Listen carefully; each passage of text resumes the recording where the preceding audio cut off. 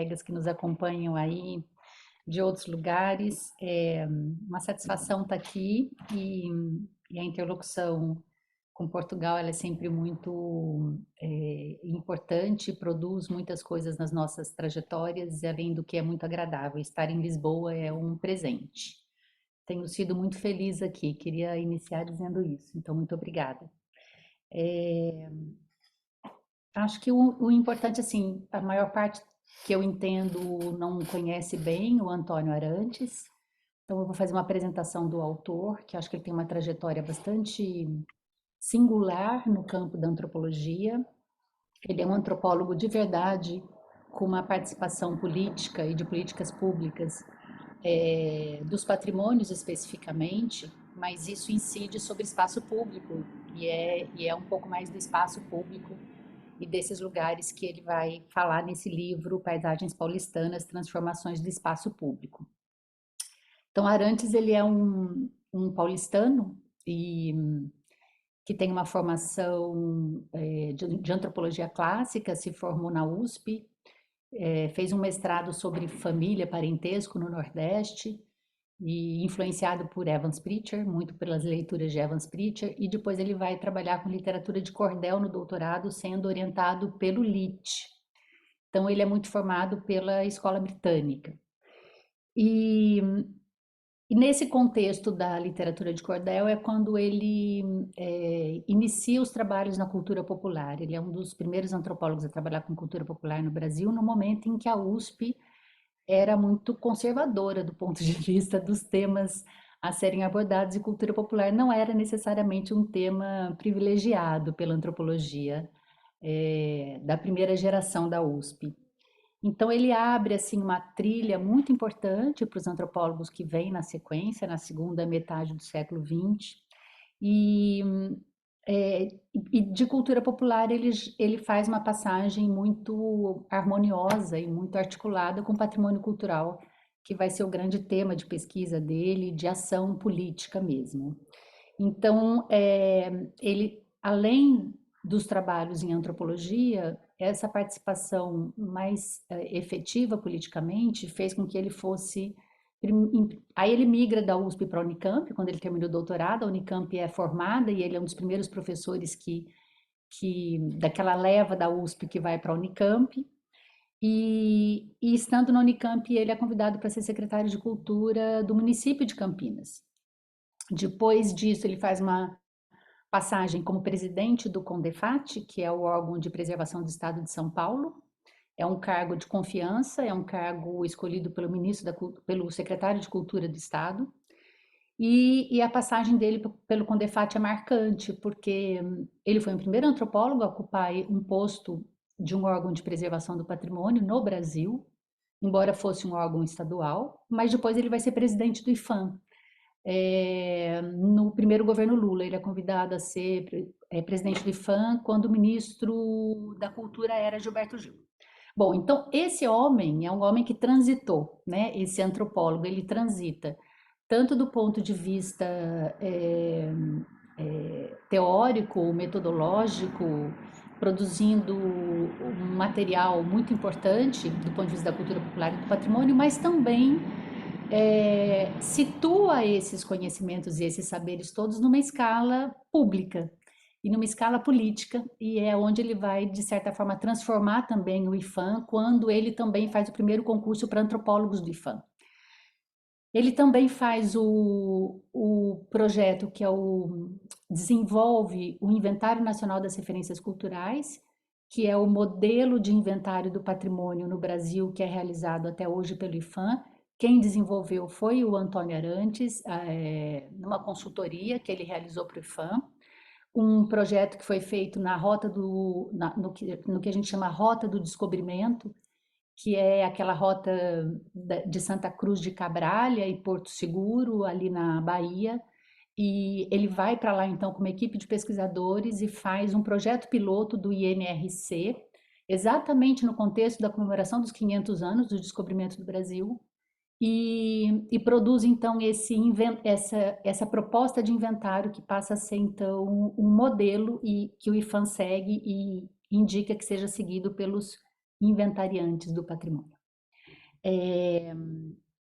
Tem também, assim, para encerrar um pouco essa perspectiva mais geral desse autor, é, eu considero que o Arantes, ele tem uma vanguarda em diversos aspectos, embora não seja sempre reconhecido, nomeado nesse lugar, de pequenos, digamos que, singularidades e especificidades de um trabalho etnográfico que ele já realizou de uma maneira muito especial.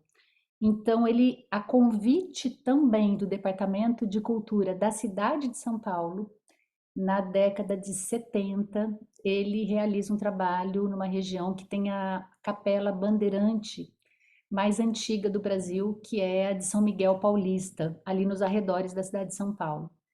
E a proposta era fazer uma pesquisa com os moradores para saber o que, que os moradores queriam da igreja. Sendo restaurada, eles queriam fazer o que com ela? Que ela voltasse a ser igreja, que ela fosse outra coisa. E olha como isso é inovador para aquela época. Ele vai morar, embora ele seja paulistano da região de Higienópolis, que é uma região classe média alta, ele vai morar na região de São Miguel Paulista e ali ele reside nos quartinhos que são quartinhos que geralmente ficavam aqueles vendedores, pessoal que passava pela cidade e dormia ali algumas noites. E ele fica ali e realiza uma pesquisa com a população e chega à conclusão, junto com a população, com os moradores, de que eles queriam um centro cultural no lugar da igreja. Isso também é muito inovador para o Brasil, sobretudo naquela época. E a igreja passa a ser, então, centro cultural e é centro cultural até hoje.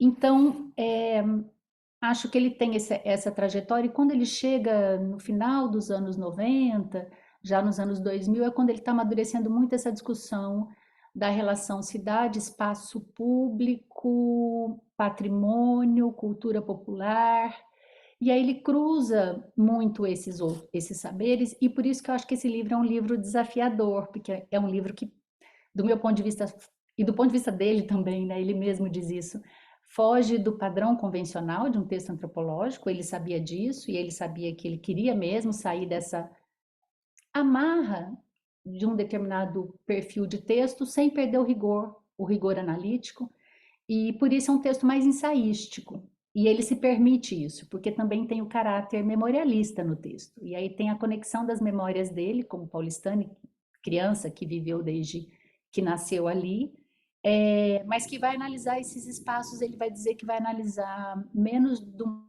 ponto de vista é, é, de um lugar de um observador que escolhe um foco e a partir daquele foco observa o contexto, mas ele vai se deixar viver pequenos momentos nessas trajetórias dessa cidade, sobretudo do centro de São Paulo, que é onde ele propõe esse desafio. É, Quero dizer que eu vou fazer algumas pontuações aqui sobre, eu acho que o que interessa, sobretudo, para a etnourb, né? Que é a discussão que se propõe aqui, que é mais de etnografia urbana, que é sobre etnografia urbana.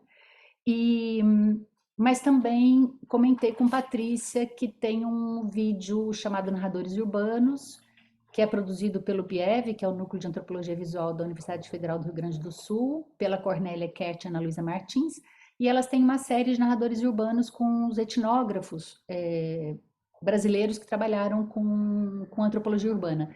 E tem o Magnani, por exemplo, e o Ruben Oliven, e um desses vídeos é sobre o Arantes. Então é ele falando um pouco dessa cidade e muito desse livro, Paisagens Paulistanas, que nós lemos aqui para conversar.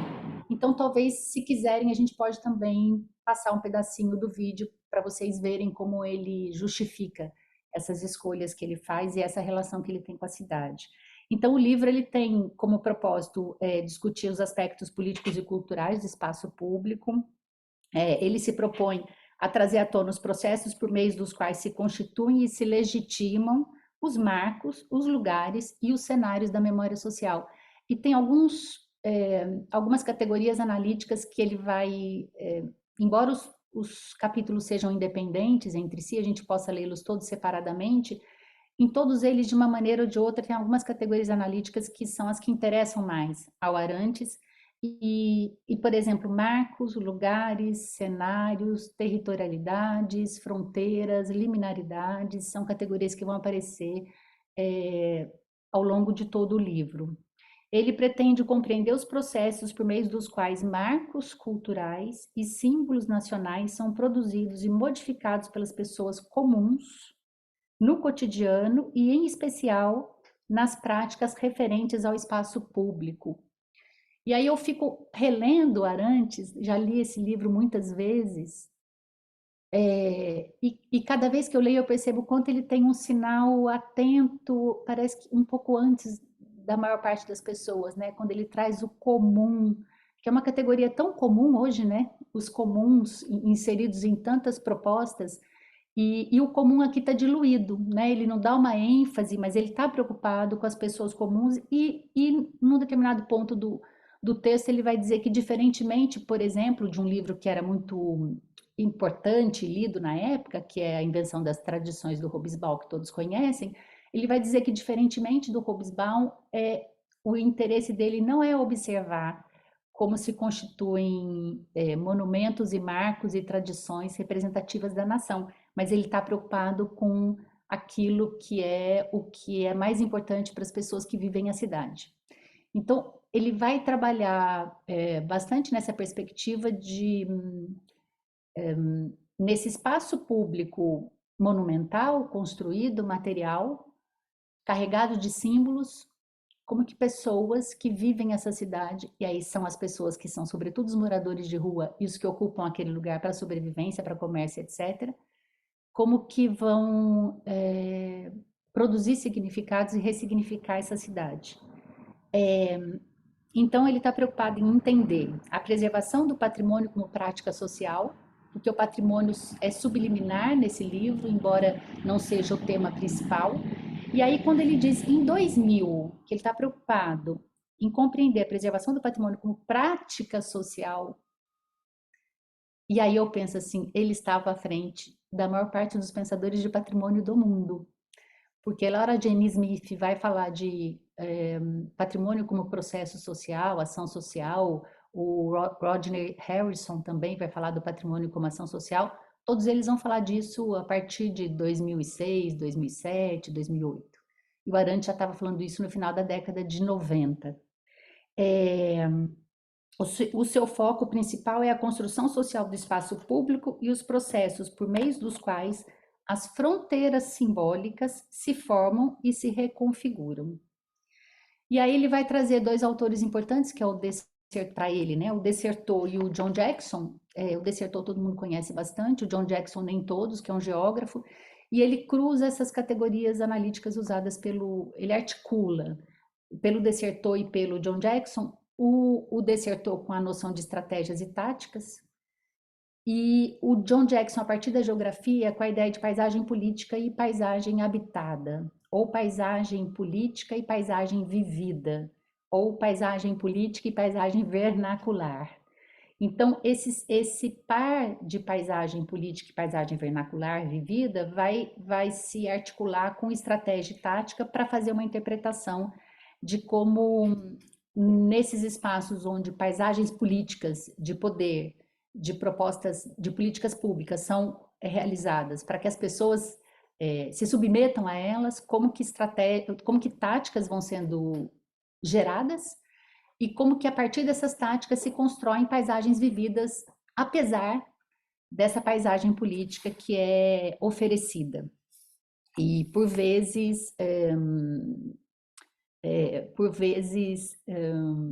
mais do que oferecida, condicionada a ser usada daquela maneira. Então, ele indaga sobre como se infiltram nos espaços políticos da cidade os lugares da moradia e da viração construído pelas inúmeras pessoas. E aqui também tem um outro ponto interessante, porque ele vai, ao longo de todo o livro, trazer sempre as categorias espaço e lugar. Embora ele não defina de uma maneira muito precisa o que ele está entendendo por espaço e lugar, a leitura que eu faço é que ele está entendendo espaço e lugar como o espaço como uma condição geográfica, uma delimitação geográfica, e o lugar como um espaço atribuído de significado. E aí esse entendimento que eu faço também está relacionado com um filósofo do lugar, que é o Edward Cayce, que vai trabalhar com espaço e lugar, entendendo espaço e lugar dessa maneira. Então, quando ele diz que ele quer entender nos espaços políticos da cidade os lugares de moradia, é disso que ele está falando. Existe um espaço físico que é político, que se constitui a partir de uma paisagem política, mas que vai ser vivido e transformado em lugar. E aí, então, o espaço deixa de ser meramente uma configuração geográfica e passa a ser, então, um lugar com atribuição de sentidos e significados. E quando ele faz referência à moradia e viração, eu não sei se o termo viração faz muito sentido aqui para Portugal, imagino que não. Por isso eu achei que era importante destacar também que viração vem da ideia de se virar nos 30, assim, uma expressão bem coloquial e popular no Brasil, que é a viração de encontrar formas de sobrevivência. E, portanto, geralmente são empregos, não são empregos, são formas de ganho de alguma renda que é absolutamente informal, como ambulantes de rua, que é muito comum no Brasil, e que vão então ganhar o dinheiro de alguma maneira e vão se virar, né? A ideia de viração vem daí. Inclusive, tem um texto muito interessante que eu li recentemente que fala que a uberização é uma outra, digamos que seria um aprimoramento da viração, uma vez que continua não tendo um emprego fixo, mas fica travestido pelas plataformas como se tivesse uma empregabilidade. Então, existe uma análise que associa a viração à uberização, que eu achei bem interessante também. Mas isso não é do Arantes, foi só um parênteses. Então, ele vai estar preocupado com como se formam e que significados carregam as paisagens étnicas e históricas na megalópole globalizada. E como se forma o lugar político no espaço urbano. Daí ele desenvolve algumas outras 3 questões que ele considera, ele desenvolve, não, ele lista, né? Ele não desenvolve, ele lista, ele traz como 3 outras questões importantes articuladas a essa preocupação que ele tem, que são, e veja bem, estamos nos anos 2000, né? Com grande influência do Castells para a questão das redes.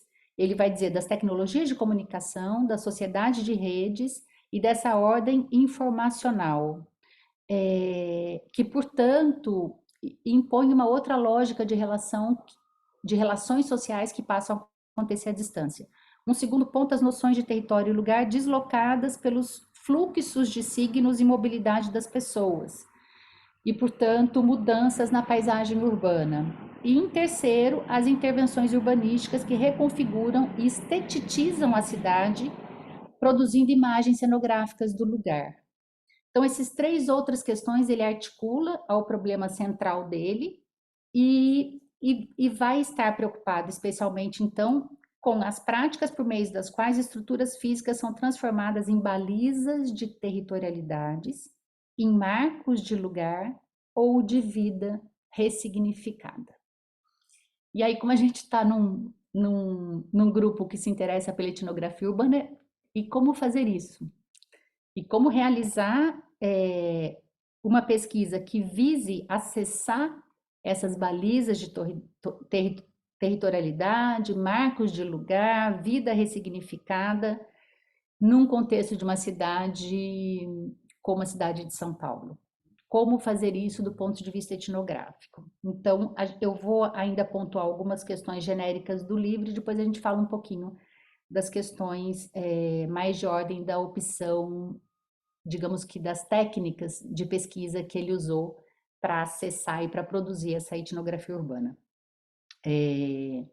A síntese que ele traz para o livro é a formação de territorialidades no espaço público como lugar político e as práticas de espaço e formação de nação e cidadania. Embora no capítulo que eu tenho indicado para que todos lessem, ele não vai falar exatamente de nação e cidadania, essa ideia está mais desenvolvida no capítulo posterior, que é o último capítulo do livro. Então, quais são os desafios de natureza metodológica? É preciso repensar o locus da pesquisa empírica e reconfigurar, ele diz, o cronotopo em que está situado. Então, não só o escopo do espaço, mas o cronotopo onde está situada a pesquisa, e por isso que ele vai pensar esse espaço-tempo urbano. E vai dizer então que esse olhar do observador não registra mais o fluxo da vida de um lugar fixo e seguro, como faziam as etnografias clássicas, mas móvel e viajante. E aí ele cita Clifford como uma referência. Portanto, a sua linguagem é multivocal e descentrada. A reconstituição etnográfica do objeto impõe uma pesquisa de linguagem, e aí que vão entrar as técnicas que ele vai associar. Pois a verbal impõe uma pesquisa de linguagem, pois a verbal não expressa totalmente e adequadamente os sentidos que o pesquisador alinhava em seu texto. E é por isso que o livro dele é um livro que foge ao padrão de uma etnografia urbana clássica, porque ele está dizendo e faz que ele não vai ficar restrito ao texto dele enquanto um etnógrafo. E aí ele vai articular fotos, desenhos, recortes de jornais, e o primeiro capítulo do livro é uma dramaturgia que é realizada no espaço público, tendo 11 cenas em vários pontos dessa cidade de São Paulo, desse trecho, que é o trecho objeto da observação do Arantes. Então, ele diz que é ir além da palavra, recuperar a visualidade da temática urbana na narrativa etnográfica. E aí a visualidade é importante, é por isso que ele vai trabalhar com os fotógrafos e vai trazer uma fotógrafa judia, Alice Brill, que foge da guerra do nazismo e vai para o Brasil e se revela uma importante fotógrafa da cidade de São Paulo, as fotos são mesmo belíssimas. Mas ele também trabalha com fotos mais contemporâneas de São Paulo, inclusive registros que foram feitos durante a execução da dramaturgia. Então, a dramaturgia ela é pensada, escrita por ele e por uma artista, encenada e registrada em fotografia, que são as fotografias que estão também no livro. Então, a visualidade como objeto de trabalho, de reflexão e de escrita. E aí ele indica que ele vai associar texto, imagem e design, porque nessa perspectiva da dramaturgia entra também a presença de uma proposta de design para a execução. E aí, assim, falando muito rapidamente, para entender um pouco o contexto mais do livro, o capítulo 1 é a cidade de São Paulo na passagem dos anos 40 e 50, como marco empírico e efetivo dele, comprometido com o presente. Ele diz: eu não vou só fazer memórias, eu estou comprometido com o presente, eu vou circular essa cidade da minha infância. E a partir dessa caminhada, desse ato pedestre, né, aos moldes de Dessertaux, eu vou, e também muito influenciado por Benjamin, ele vai trazer as memórias dele, mas comprometido com uma discussão que interessa ao tempo presente, da cidadania, dos direitos humanos, da dignidade dessas pessoas, de como que essas pessoas encontram formas, apesar da ausência do Estado na maior parte das vezes. Esse capítulo 1 é todo trazido com fotos de Alice Brill. Ele vai entender, então, o espaço como zonas sombrias, luminosas e de transição, e o tempo como cristalizações efêmeras do processo histórico nas quais se fundem sobras do passado e zonas de turbulência. Inclusive, o livro, o capítulo que nós lemos é Mapeando Zonas de Turbulência, né? Guerra dos Lugares, Mapeando Zonas de Turbulência. Ele vai pensar o tempo todo esse espaço como sendo um espaço de zonas de turbulência. O capítulo 2 intitulado Passos na Cidade, é o espetáculo, é essa peça de dramaturgia que é encenada e que visa explorar os significados de alguns espaços, como o Viaduto do Chá, o Anhangabaú, que são espaços carregados de sentido, de significado. Hoje, por exemplo, para fazer um parênteses, a FIFA tem acho que 7 ou 10 lugares no mundo que são a FIFA Fest, se eu não me engano, que são espaços gigantes onde as pessoas é, vão, é fechado e cabe lá milhares de pessoas para assistir por telão a Copa do Mundo. E São Paulo tem um deles, Rio de Janeiro tem o outro, e o que está em São Paulo é exatamente no Vale do Anhangabaú, que é o objeto do nosso autor de hoje. É, o capítulo 3 ele vai trabalhar com a ideia de política de rua, ação e encenação no espaço público, e vai ser então uma reflexão sobre a relação entre o espaço e o social, vai trazer o Lefebvre, o Lévi-Strauss, e pensando essa interdependência e a relação desses autores. Ele traz fotos de Alice Bril e fotos da Folha de São Paulo, além de algumas matérias, mas fotos também de fotojornalismo da Folha de São Paulo, e está preocupado com a autonomia entre os planos espacial e social, que leva técnicos a agirem sem considerar a população. Isso para o patrimônio e para as ações de espaço urbano é absolutamente fundamental. E ele diz: fui sensibilizado para isso quando fui presidente do Condefat e observava que os técnicos, arquitetos, sobretudo, isso acontece também no IFAM e acontece em todos os órgãos de preservação do mundo, não é só no Brasil. Arquitetos e urbanistas têm uma percepção de que eles têm alguma coisa muito importante a oferecer para as pessoas e que as pessoas devem, sim, aceitar o que está sendo oferecido como um projeto maravilhoso e muito especial. E, na maior parte das vezes, com raras exceções, os moradores e a população é ouvida. Então, o Arantes está preocupado com isso, especificamente nesse capítulo, e vai dizer, então, desse problema da escala desse tipo de pesquisa. E vai dizer a escala das aldeias de que Lévi-Strauss está falando é muito diferente da escala das cidades. Então, como resolver esse problema de método? Neste capítulo, ele vai trabalhar com manifestações populares de protestos em São Paulo que acontecem em abril de 83, que são chamados saques e quebra-quebras. E também lá atrás, né, assim, o Brasil depois vai viver em 2013 todo aquele movimento de manifestações que leva ao golpe da Dilma e depois do golpe da Dilma tudo que a gente viu acontecer no Brasil, mas aquelas manifestações que ele acompanha lá de quebra-quebra e saque eram pouquíssimo foco, eram de pouco interesse da maior parte dos pesquisadores das ciências sociais, sobretudo da antropologia. E ele já estava preocupado com isso, com essa relação que as pessoas têm de manifestação do espaço público e também realiza uma breve interpretação nesse capítulo. E aí ele explora as mediações culturais do processo de formação do lugar político no espaço urbano. E no capítulo 4, que é o que nos interessa, a Guerra dos Lugares mapeando zonas de turbulência. São fotos do Paolo Gasparini, e esse capítulo é o capítulo onde ele vai trazer os desenhos. Então, nesse capítulo, ele indaga como se estrutura o espaço social onde essa guerra ocorre. Qual guerra? A guerra daquela primeira citação que ele conversa com um morador de rua e ele diz assim: nós estamos no mesmo lugar, mas não pertencemos aos mesmos mundos. Eu sou de um mundo e você é de outro. E se você souber que eu uso droga ou que eu pratico furtos, você não vai gostar do meu mundo, não vai se identificar com ele, tampouco eu me identifico com o teu. E aí ele fala então de uma guerra de lugares, né? Ele vai trabalhar com essa ideia. E aí, como referenciais de espaço-tempo,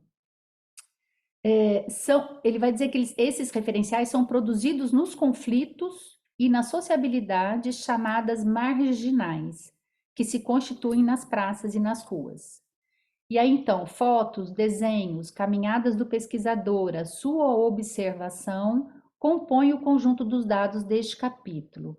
E aí ele observa como se configuram as relações sociais, os conflitos, os jogos de poder, a violência. E pensando que ele está observando os lugares fixos em movimento. E destaca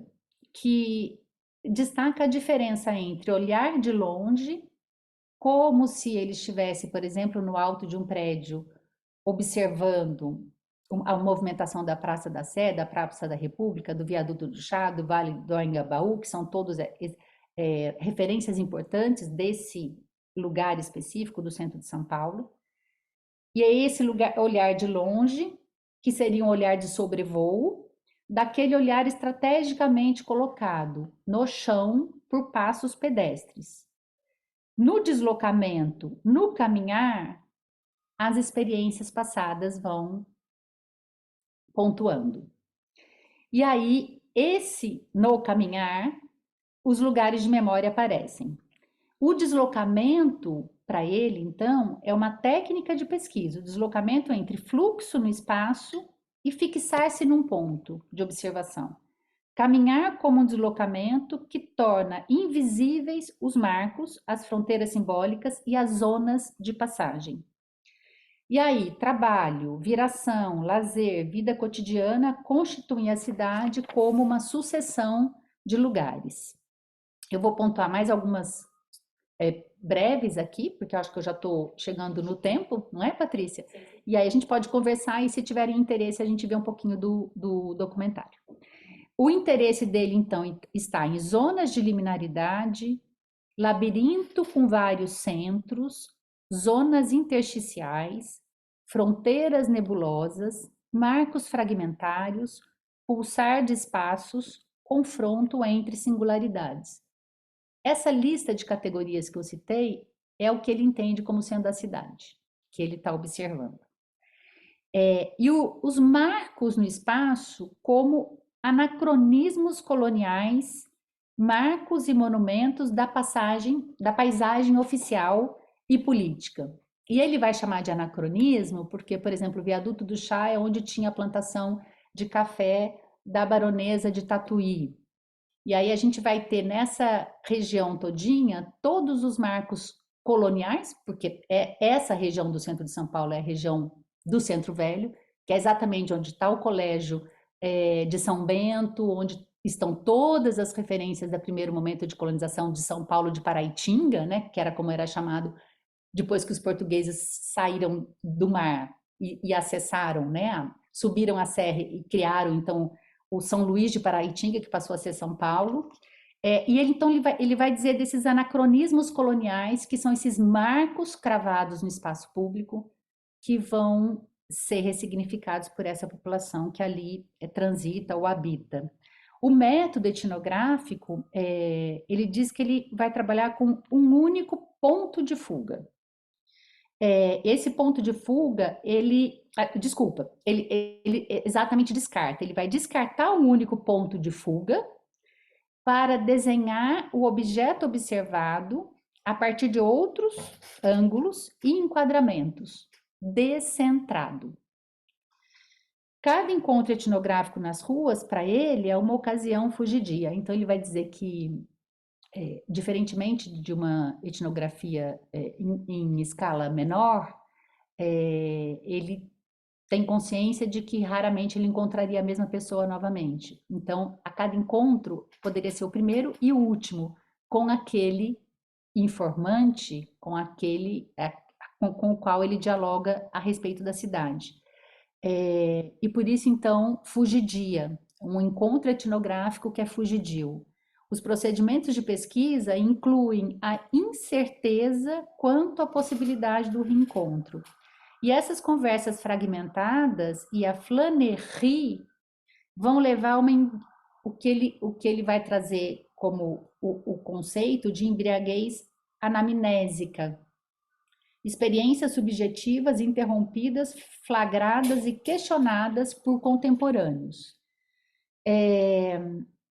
E as imagens vão ter que papel importante na construção dessa etnografia. Elas atuam para representar os espaços e lugares efêmeros a partir de outros pontos de fuga, diferente do dele como observador. Então, são vários pontos de fuga de diversos observadores, quem produz o desenho, quem produz a imagem do fotojornalismo e etc.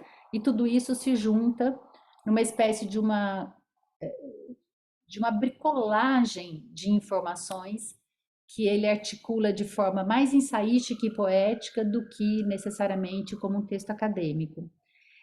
Fotos, desenhos, dramaturgia exprimem percepções variadas. E aí, então, nessa articulação desse material diverso, paisagem política e paisagem vernacular vão sendo apresentadas e a relação entre elas. E, portanto, na paisagem política, que seria os marcos da colonialidade, e na paisagem vernacular, a moradia, a rua, a viração, o lazer, o espaço da intimidade, do conflito, da luta, da disputa e do efêmero e do que é constantemente transformado no dia a dia do centro de uma grande cidade. Acho que em linhas gerais é isso.